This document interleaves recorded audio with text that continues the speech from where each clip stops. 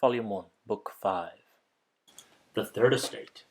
So we have the opening of the Estates General in the last one, and now we're going to focus on the new part of the Estates General, which is the Third Estate, which is meant to represent the Commons.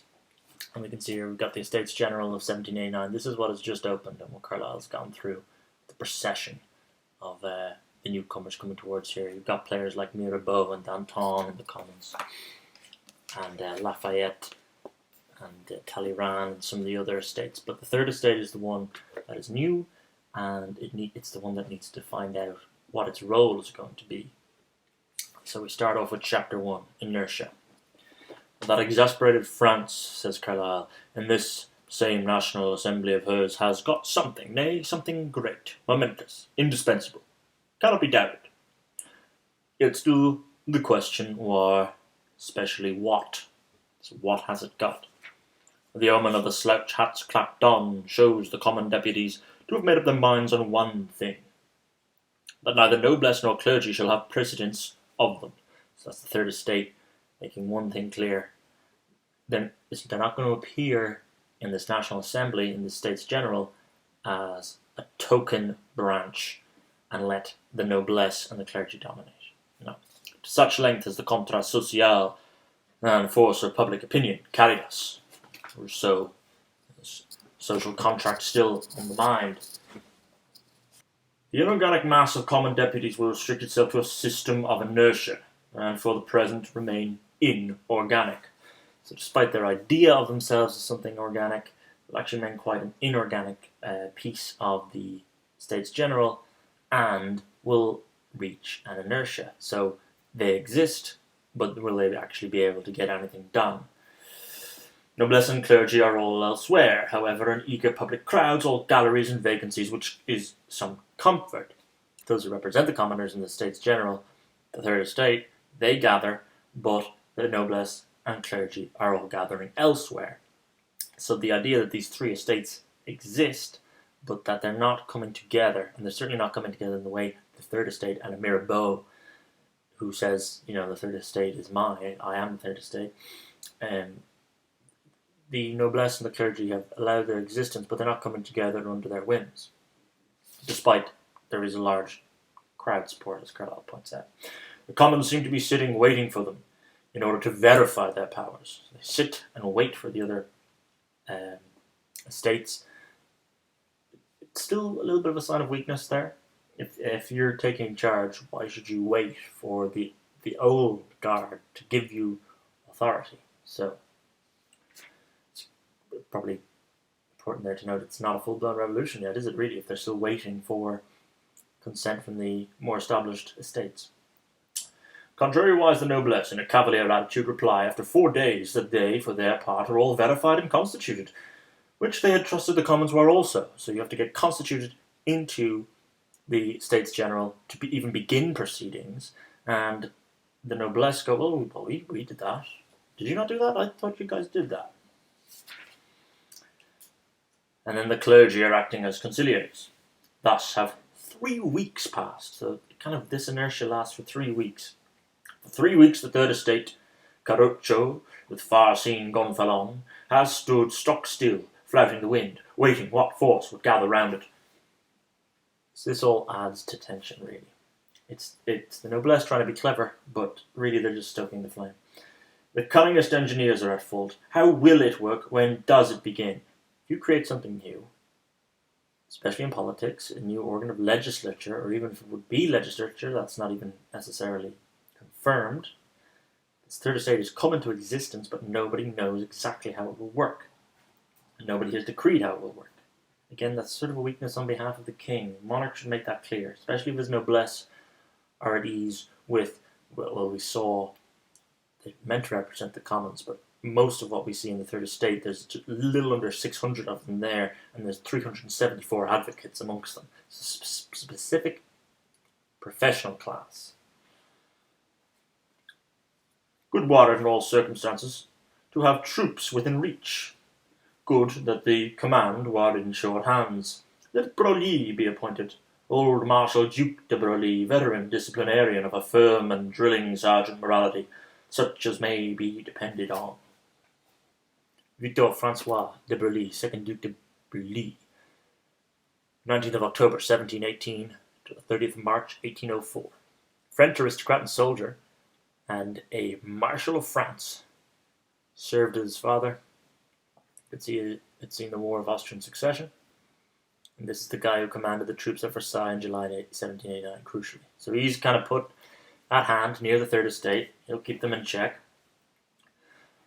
For alas, says Carlyle, neither are the clergy or the very noblesse what they should be. And that's really key takeaway from all of Carlyle's French Revolution. Neither the clergy nor the noblesse are what they should be. They should be someone who is exerting their power in the correct manner. That is, the clergy genuinely lifting up the multitude as morally and spiritually close to God. The noblesse being the noblesse oblige. Right? You have the obligation to care about those who are technically under your own jurisdiction or your own land. The power should come with the responsibility, and they should be bred as characters who are great enough to enact that level of responsibility. That's the Carlylean point of view. And all of this is coming about because it is actually they who have disjointed what should be working. So when so menaced from without, entire, undivided within. Mirabeau has had to protest against the quick suppression of his newspaper Journal of the States General. They have spoken about demolishing the Bastille and erecting a bronze patriot king on the site. These are the rich burghers. But now consider it, how it went, for example, with such loose miscellany, now all grown, eleutheromaniac, of loungers, prowlers, social nondescripts, and the distilled rascality of our planet, as wills forever in the Palais Royal. It's also interesting that we see here the proceedings and dissolution of the Third Estate, which is what we're detailing in this fourth book. The Estates General reached an impasse. Second, pushed for meetings were to transpire in 3 separate locations. As we see, the third are kind of waiting on everyone else to join them, but actually Second Estate, the noblesse, want 3 different locations. Comte Mirabeau, a noble himself, but elected to represent the Third Estate. And there we have it. A revolution is not a revolution, says Stephen Cochrane, author of the Stalin biographies, Volume 1, Paradox Power, Volume 2, Waiting for Hitler, says, when he's talking about the Russian Revolution, that it's really when the establishment lose trust in the Tsar. That's when you've got a revolution. The man in the street can revolt or not revolt. It is when the elites cut and run that you have a revolution. So very interesting that Mirabeau is actually of nobility, but has chosen to be represented in the Third Estate. There is in the indisputable scarcity of corn, and then the other element from up, from the bottom. So you have the nobility, like Mirabeau, who are cutting and running from the top down, and then you have from the bottom up is always what Carlyle talks about, the preternatural elements of man. And that comes from hunger, that comes from something very raw, coming up through the masses. So there's a scarcity of corn, be it aristocrat plot, d'Orléans plot of this year, or drought and hail of last year. In city and province the poor man looks desolately towards a nameless lot. And this States General that could make us an age of gold is forced to stand motionless, cannot get its powers verified. All industry necessarily languishes, if it be not that of making motions. It's an interesting turn of phrase there. You make a motion, of course, in the House of Commons say. But Carlyle's twinned that with the whole idea of man needing to make motions. And if he's not motion, he's stationary. If he's stationary, he's going cold. The engine, or internal engine even within him, is dying. And that's what's happening to the States General. They're not making any motions.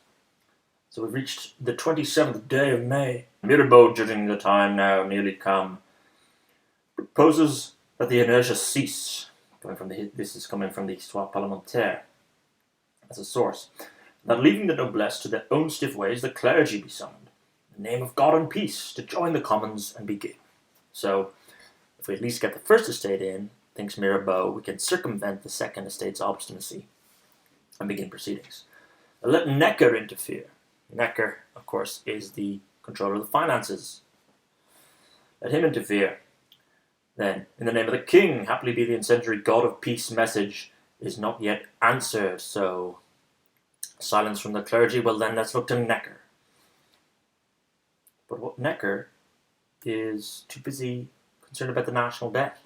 So he takes no. He says taxation, out of the annual taxation, all within 8 and 40 hours. Such rate of velocity is going. The conjurers of the Ile de Boeuf may well ask themselves whither.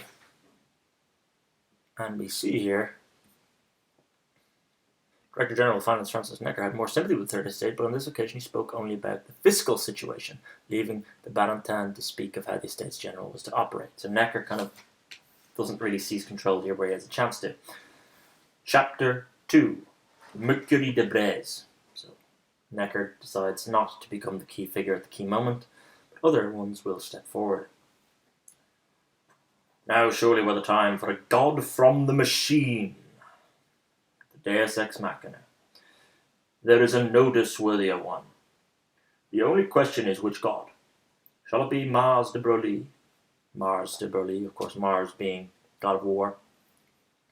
So this guy de Broglie, Victor Francois, would be the god of war if he was to be the one who steps forward at this moment. With his 100 pieces of cannon.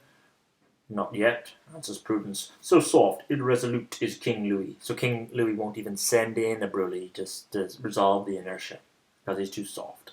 Let it be messenger Mercury. So if not Mars, let it be Mercury. And if the Broglie is Mars, who is Mercury? Well, it's the supreme usher, de Brézé. This is him, Henri Evra Marquis de Brézé. Was a member of the French nobility who, at the age of 27, played a role in the meeting of the States General in 1789. Brézé had succeeded his father Thomas as court master in ceremonies to Louis XVI in 1781. Now he's being sent in as messenger to resolve the situation. De Brézé intervene and produce. What does he produce? Closed doors. Not only shall there be royal session in that salle de menu, which is the location, but no meeting, nor working, except by carpenters, till then. So nothing until a royal session. So this is Mercury as ex machina. And so we reach the famous tennis court oath on the 20th of June, 1789. Carlyle points out, 20th of June, shrill-sounding heralds proclaim through the streets of Versailles that there is to be a séance royale next Monday. Others talk of making the Chateau Foucault what they call Place d'Armes or Runnymede, a new Champ de Mai of the free Frenchman, nay, of awakening the sound of indignant patriotism the echoes of Ile de Boeuf itself. So the Ile de Boeuf is basically the inner circle of Louis XVI. So de Brézé and so on. These people would be the Ile de Boeuf, as Carlyle calls them. And a nice reference to Runnymede, which of course, Runnymede, the place of the signing of Magna Carta. So it's this rebellion. And the secretaries eventually undo their tapes, and Bailly has constituted the assembly. And this is Jean-Sylvain Bailly, 1736 to 1793. French astronomer, mathematician, Freemason, political leader of the early part of the Revolution. Presided over the tennis court oath, which we're at right now, and served as mayor of Paris from 1789 to 1791. So he presides over this tennis court oath, and what exactly is it? Well, the members of the French Third Estate were being sort of not allowed to continue the States General in the manner they wanted, take the tennis court oath, vowing not to separate, to reassemble wherever required until the constitution of the kingdom is established. It was a pivotal event in the French Revolution. States General would be called to address the country's fiscal and agricultural crisis, but they'd become bogged down in issues of representation immediately after convening in May 1789. On the 17th of June, the Third Estate began to call themselves, and themselves alone, the National Assembly, led by none other than Mirabeau. Okay, so it is actually Bailly who will constitute it. So when Carlyle talks about Bailly constituting the Assembly, that's what he means. The Third Estate is now the National Assembly. And they will not separate from man below, but will meet in all places, under all circumstances. Wheresoever 2 or 3 can get together, they will have made the Constitution. Made the Constitution, friends. That is a long task, says Carlyle, immediately picking up on it. Look at it here. Vowing not to separate and to reassemble wherever required until a constitution is established. That's what's in quotes there. And Carlyle picked it up. That's extremely vague. Extremely vague. And you've said to yourself, and if you're going to do that properly, we've already seen you can't even gather in a States General correctly. And now they're going to make a whole constitution for a new country. Okay. Carlyle is skeptical about the ease with which they will do that. This then is the session of the tennis court, famed séance de jeu de paume, the fame which has gone forth to all lands. This is Mercury de Brézé's appearance as Deus Ex Machina. This is the fruit it brings. So, King Louis XVI didn't produce, at a crucial moment, Mars, which would have been Victor de Francois, which would have been basically by canon to shut down the Third Estate, or to make them comply with what the noblesse wanted, which was meetings in 3 separate places, which would basically have made them simply be the blabbering class. They'd be gathered in a hall, but in terms of direct power, they'd be no different than when they were just in the cafe shops of Paris. So, but he doesn't send in Victor Francois. He doesn't send in Mars. He sends in Mercury. He sends in the messenger, who's Henri Evrard, and he produces closed doors. But because you've sent Mercury and not Mars, you haven't beaten any of the spirit out of. Yeah, the fight is still there, and then we get the tennis court out. King Louis enters through a sea of peoples, all grim, silent, angry with many things. Remember, there would be a royal session, so this is it now. For it is better to reign too. Enters to a third estate, likewise grim, silent, which has been waiting under mean porches at back doors, while court and privilege were entering by the front. It's raining down, and all the noblesse get in first. The third estate are left huddled under whatever porticos and porches they can find, getting rained on, waiting for their order to go in. The 3 orders shall vote separately. Seul je ferai le bien de mes peuples. It's Louis XVI like, I alone will do the good of my people. And so he thinks. This is the determination of the royal breast, pithy and clear, and herewith king, retinue, noblesse, majority of the clergy file out, as if the whole matter was satisfactorily completed. So just not really grasping the situation there, Louis. It is now that King Mirabeau starts to the tribune. Carlyle there immediately just associating Louis as the royal breast, but Mirabeau here is king. He is the leader of the Third Estate, and they have not been quieted. Where is Louis getting the impression they've been quieted? De Brézé is still there, though, as Mercury, his messenger. Monsieur, shrilled De Brézé, repeating himself. You have heard the king's orders. Mirabeau glares on him with fire-flashing face, shakes the black lion's mane. Yes, monsieur, we have heard what the king was advised to say. And you cannot be the interpreter of his orders to the States General. So poor De Brézé shivers forth from the National Assembly. Hapless De Brézé, doomed to survive long ages in men's memory in this faint way, with tremulant white rod. But what does the Ile-de-Boeuf now, and De Brézé shivers back thither? So Louis left the scene thinking all was good, and now De Brézé, as Mercury, has to go back and tell him, no, actually Mirabeau's trying to take control here. The garde du corps, the bodyguards, which you were drawing out, had better be drawn in again. There is no sending of bayonets to be thought of. So again, they hold back from the instigating Mars. Instead of soldiers, the Ile-de-Boeuf sends carpenters to take down the platform. Ineffectual shift, says Carlyle.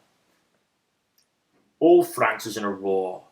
A sea of persons estimated at 10,000 whirls all this day in the Palais Royal. The remaining clergy, and likewise some 48 noblesse, d'Orléans among them, have now forthwith gone over to the victorious Commons. That's when the elite got and run. By whom, as is natural, they are received with acclamation. The Third Estate triumphs, Versailles town shouting round it.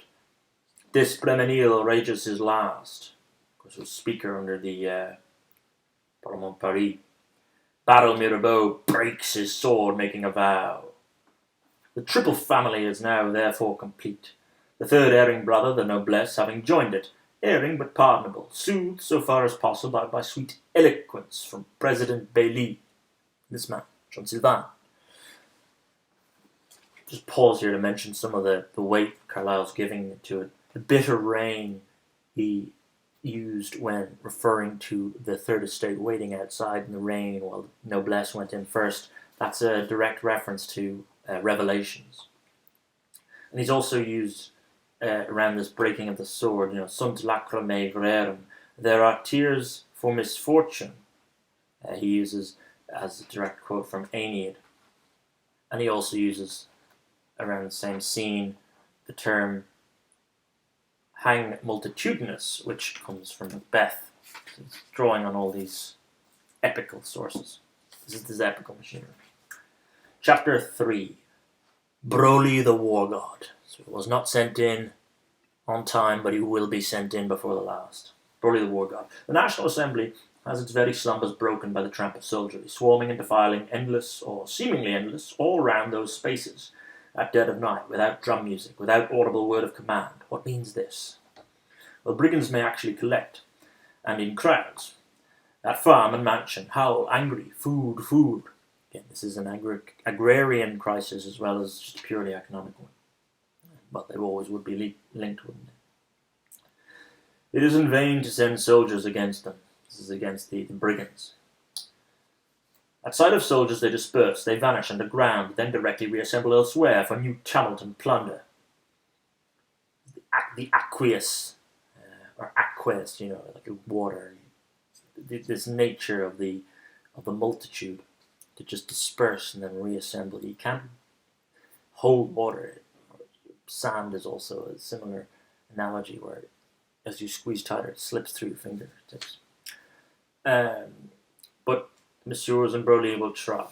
You call third estate, which we call canal of unwashed sans-culottes, pétalons, scribblers, factious spouters. Brave Broglie. Quote, with a whiff of grape shot, south the canon. If need be, we'll give quick account of it. Whiff of grape shot, we'll give a quick account of it. Is the histoire parlementaire de Broglie says, une seule de canon et une décharge de fusil aurait bientôt dispersé ces argumentateurs. On the whole, the best seems to be consign these gardes françaises to their barracks. So Besenval thinks and orders Besenval. Besenval we had in the lead up to the elections for the States General, for the third estate of the States General, and it was Pierre Victor Baron de Besenval. He has the command of the Swiss Guards, and he is given command of the particular guards who are around Paris at this time, this summer, 1789. So Broglie was the Marshal of France, really top of the class. And then more closer, not really in the inner circle, not in the Ile-de-Boeuf, but in control of the troops of Paris, is Besenval. He's staying loyal to the royal court. All regiments are not gardes françaises, though, or debauched by Valadi the Pythagorean. Let fresh, undebauched regiments come up. This is in response to some of the guards growing questionable about Besenval's stance of remaining loyal to the royal court. Send in Royal Allemand, Salis-Samand, Swiss Chateauvieux, they all come up, which can fight, but can hardly speak except in German gutturals. This is effectively an inversion, or the complete opposite of a levée en masse. This idea of the regime is using a foreign army. It's called a National Assembly. They've reordered the Third Estate as a National Assembly, that being that of French. And when the Gardes Françaises are disgruntled, this guy Besenval is now sending in effectively German-speaking troops who are under the jurisdiction of Louis from the borderlands. It's only going one way. Chapter 4, to arms. The 12th July morning is Sunday. The streets are all placarded with an enormous-sized parloir, inviting peaceable citizens to remain within doors, to feel no alarm, to gather in no crowd. Hark, a human voice reporting articulately with Job's news. Necker, People Minister, Saviour of France, is dismissed. We've had him before, Jacques Necker. And we can see here, Controller General of Finances from 25th of August 1788 to 11th of July 1789. He was called by Mirabeau to help try settle this earlier, and he was a bit vague. He was a bit, my jurisdiction is solely in the financial ones. Well, clearly he's had a qualm at where this is going, and he's gone. Whether he was kicked or resigned in protest, but he is gone. And he was the people's minister. They had faith in him. So it's another bad sign for the regime. Victorious Lambesc in this second or Tuileries charge succeeds but in overturning, call it not slashing, for he struck with the flat of his sword, one man, a poor old schoolmaster. So Victorious Lambesc is a guard, and he has this charge in the Tuileries, and he gets hit on the flat of the sword, an old schoolmaster. He thinks it's a victorious charge, but really just sparking indignation. The cry to arms roars tenfold, steepled with their metal storm voice, boom out as the sun sinks. Armourers' shops are broken open, plundered. The streets are a living foam sea, chafed by all the winds. Such issue came of Lambesque's charge on the Tuileries garden. No striking of solitary terror into the Chalois promenades, a striking into broad wakefulness of frenzy in the three Furies, which otherwise were not asleep.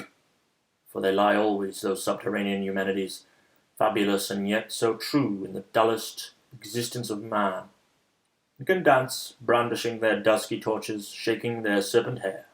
Lambesc with royal allemande may ride to his barracks with curses for his marching music, then ride back again, like one troubled in mind, vengeful garde française. Beautiful passage from Carlyle. The invocation of the Furies, the Eumenides, takes us back to Aeschylus. And he's also tapping into that idea of the madman being contained within every soul. And they were not asleep already. So when they're not asleep and you do something like this, it's just such a dangerous move by Lambesc. For the roads are all blocked with batteries and pickets with floods of carriages arrested for examination. Such was Broglie's one sole order. So Besenval has a certain level of power, but we really want clear orders, and this could possibly quell disgruntled elements within the Garde Française more if something comes from the actual Marshal, Mars, Broglie, and gives one order, which was to barricade the roads. The Ile-de-Boeuf, hearing in the distance such mad din, a new ministry with, as it were, but one foot in the stirrup, cannot take leaps. Mad Paris is abandoned altogether to itself. Broglie says, cut off Paris. When he hears the news, his sole thing is cut it off, starve it, starve the revolution now. That Paris caught a little fever sleep, confused by such fever dreams of violent motions at the Palais Royal. To arms, yell responsive to the innumerate voices was from the Histoire Parlement. À cet instant, Camille Desmoulins monte sur une table, crie aux âmes. Tillepé monte un pistolet, hache un feu, table, et se le met pour cocarde au chapeau. On lui répond pas d'affreux hurlements. So it's the actual cry to arms came from Camille Desmoulins, who we saw in the procession of the chapter, book 1, chapter 4. And that is to arms, and we're on to chapter 5, which is give us arms. Women, too, are sewing cockades. Paris is kind of cut off, but it has this identity and it has this fight in it. Not now of green, which being D'Artois' colour, the Hotel de Ville has had to interfere in it, but of red and blue, our old Paris colours. These, once based on a grand constitutional white, are the famed tricolour. So, there is the first sort of sewings of the French flag of the Republic. Which, if prophecy err not, will go round the world.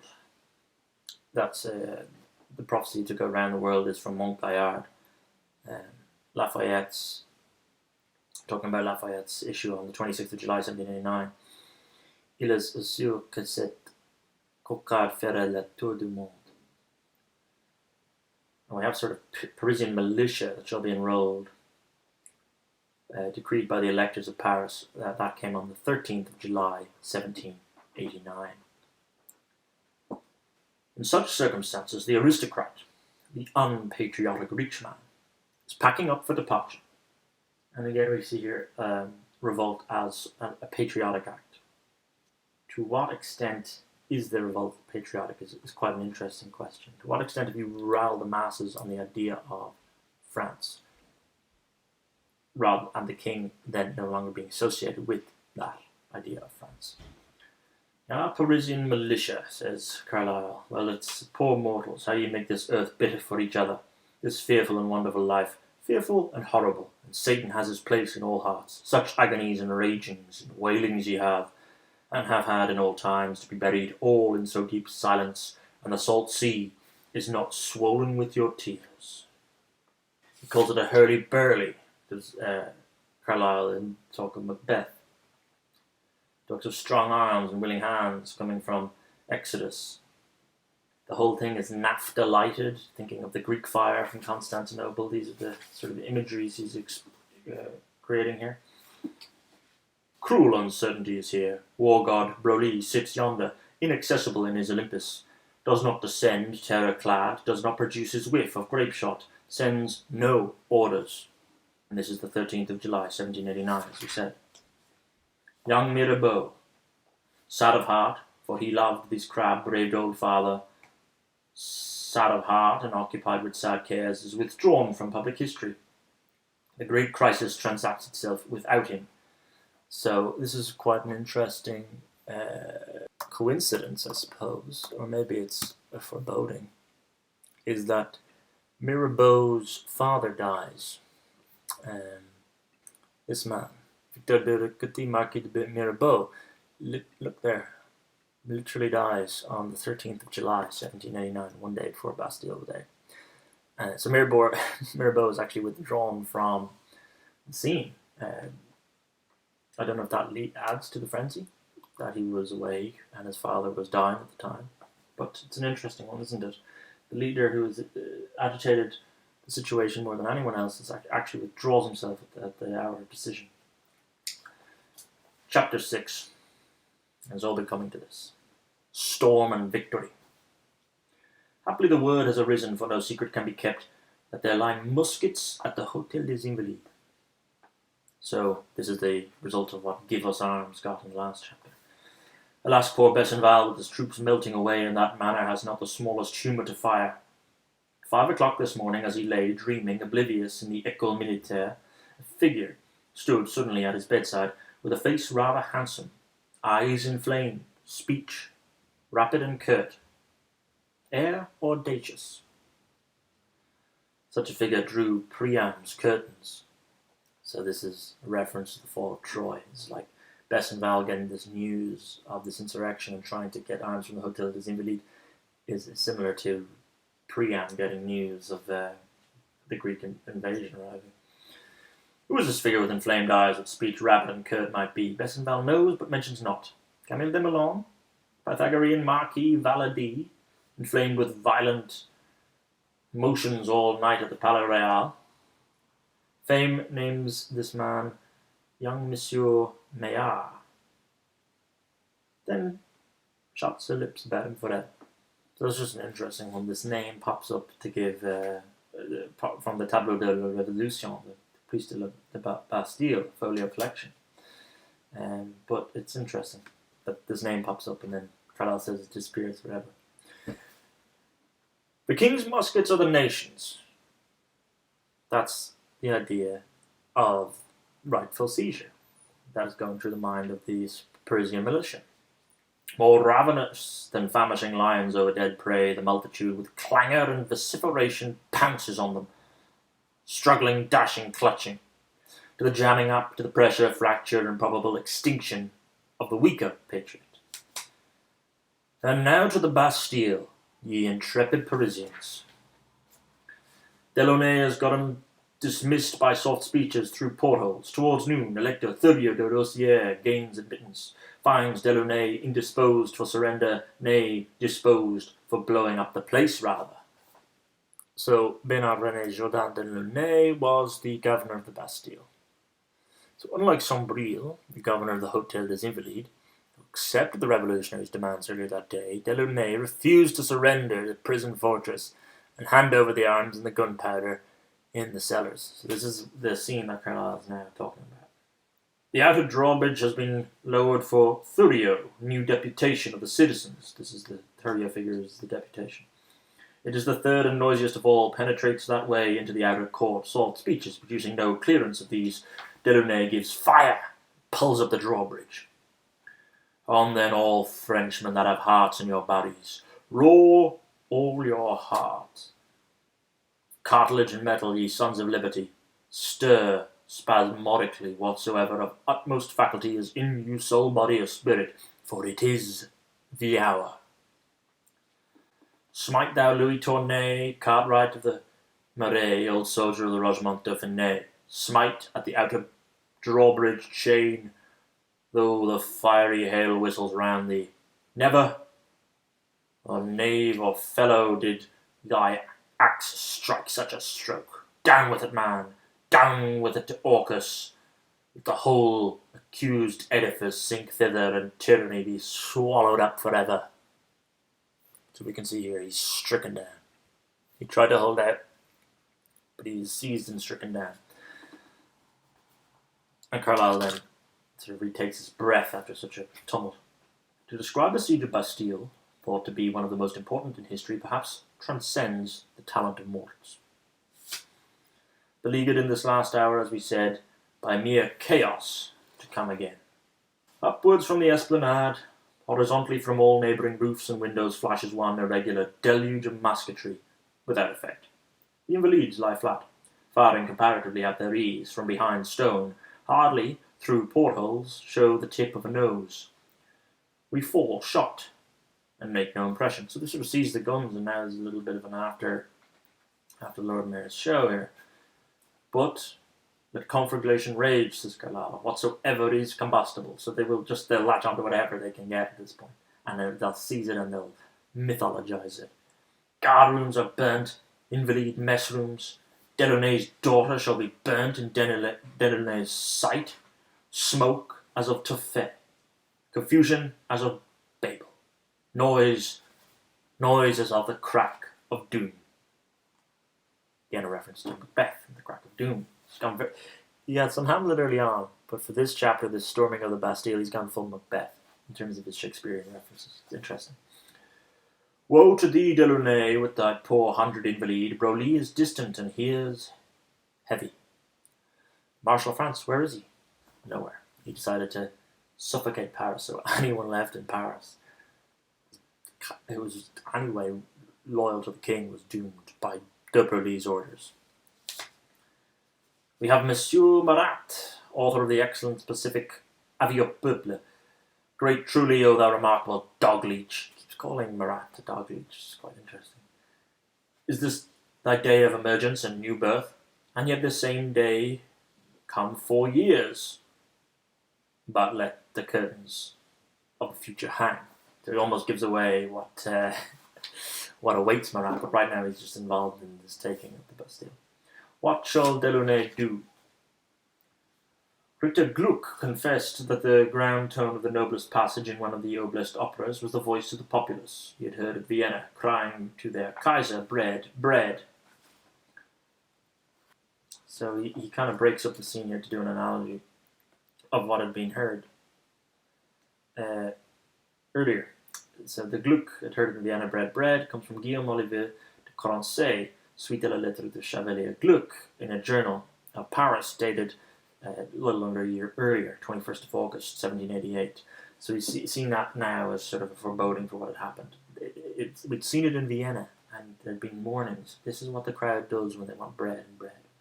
So great is the combined voice of men, the utterance of their instincts, which are truer than their thoughts. It is the greatest a man encounters among the sounds and shadows which make up this world of time. He who can resist that has his footing somewhere beyond time. Delaunay, this man, Carlyle says he could not do it. The very Swiss, the portcullis, look wary of firing.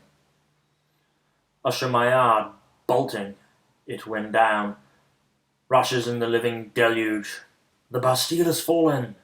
Victoire! La Bastille est prise. Chapter 7. Not a revolt. Why dwell on what follows? Ulin's father officer should have been kept, but could not.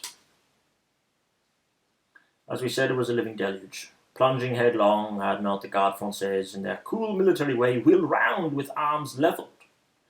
It would have been plunged suicidally by the 100 or the 1,000 into the Bastille ditch.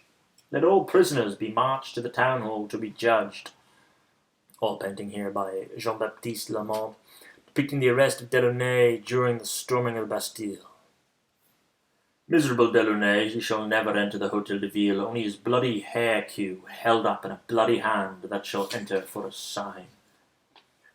O evening sun of July, how at this hour thy beams fall slant on reapers amid peaceful woody fields, on old women spinning in cottages, on ships far out in the silent main, on balls at the Orangerie of Versailles, where high rouged dames of the palace are even now dancing with double-jacketed hussar officers, and also on this roaring hell porch of a Hotel de Ville. It was the Titans warring with Olympus, sort of changing of who is in charge. Titans warring with Olympus, always a good one.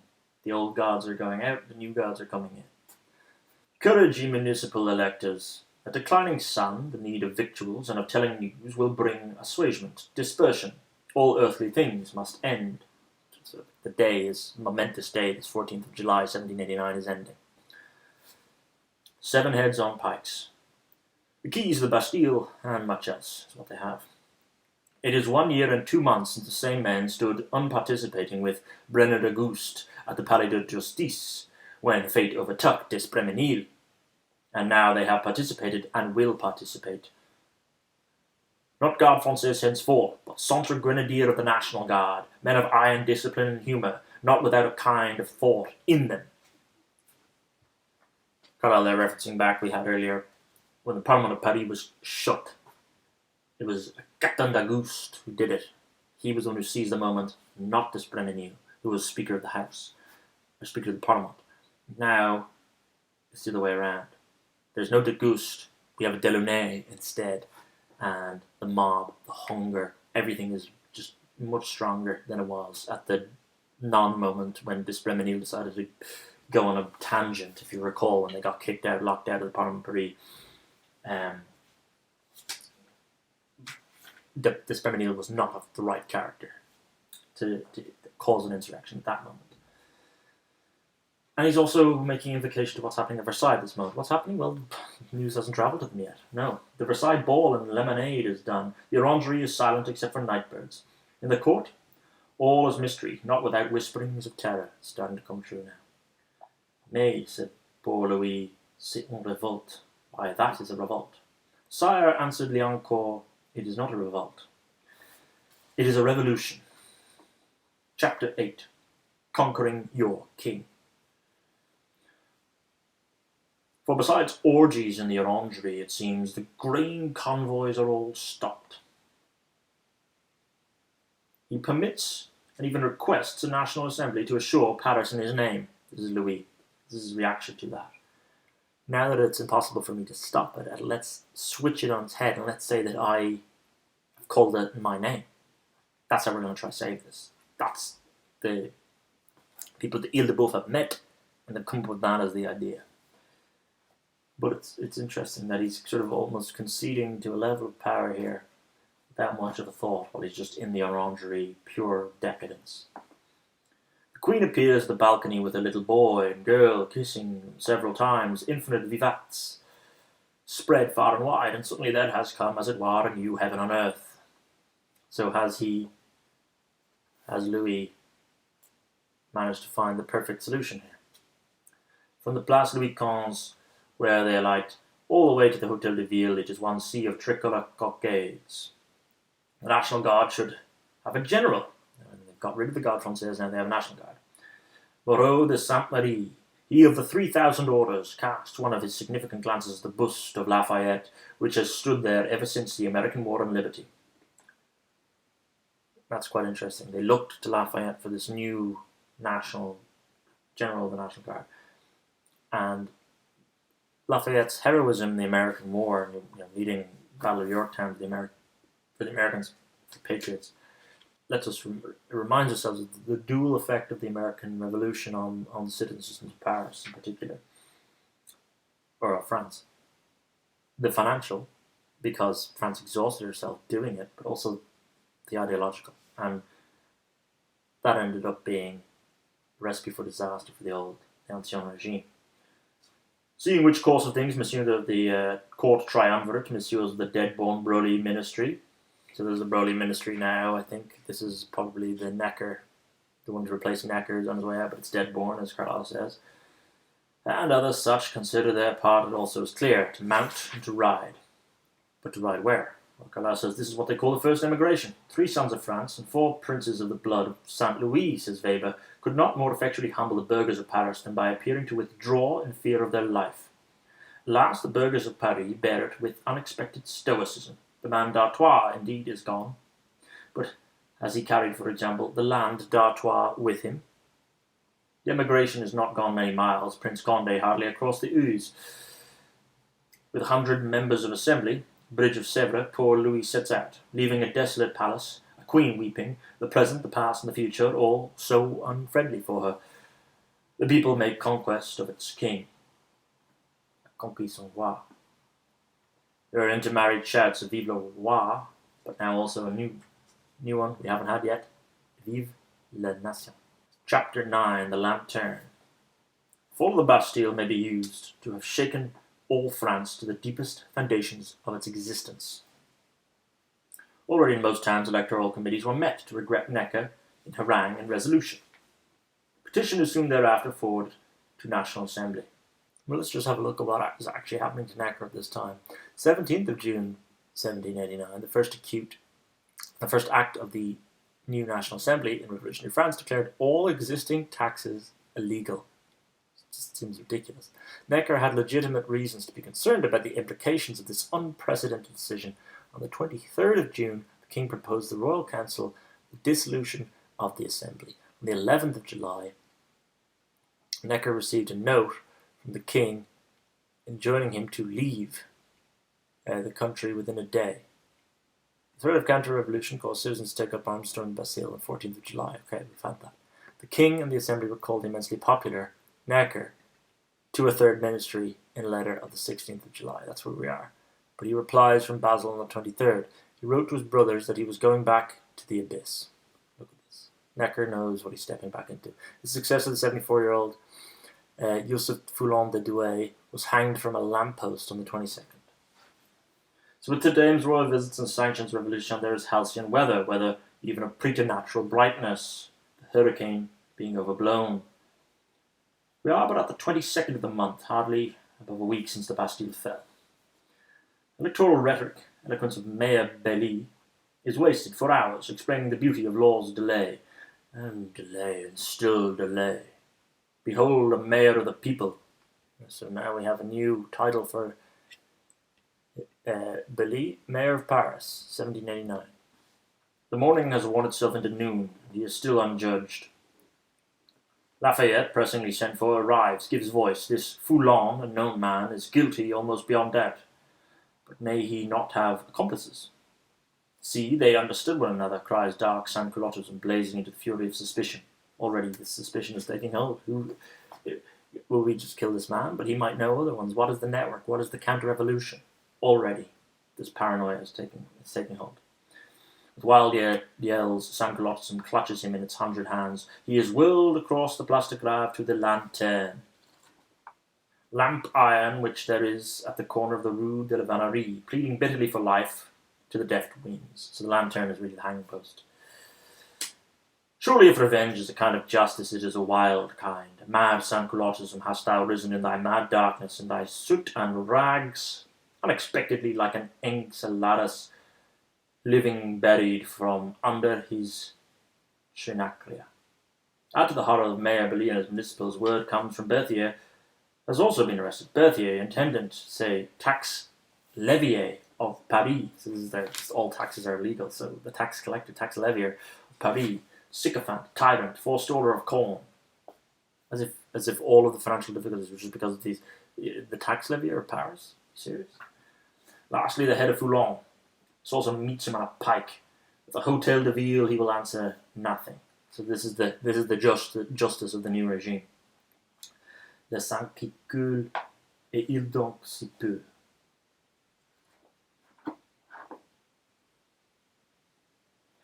Is the blood that has been shed so innocent then? Mon père. Eye of enlightened patriotism, what a thunder cloud was this, suddenly shaping itself in the radiance of the halcyon weather.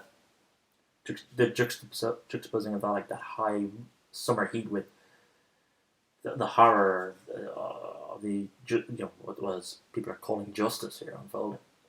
Cloud of Oedipus blackness, betokening latent electricity without limit. Mayor Belly, General Lafayette throw up their commissions in an indignant manner, need to be flattered back again. Shall the Bastille be abolished from our earth, and with it feudalism, despotism?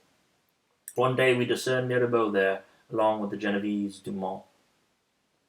This is the crowds gazing on the skeletons found walled up on the oubliettes' iron cages.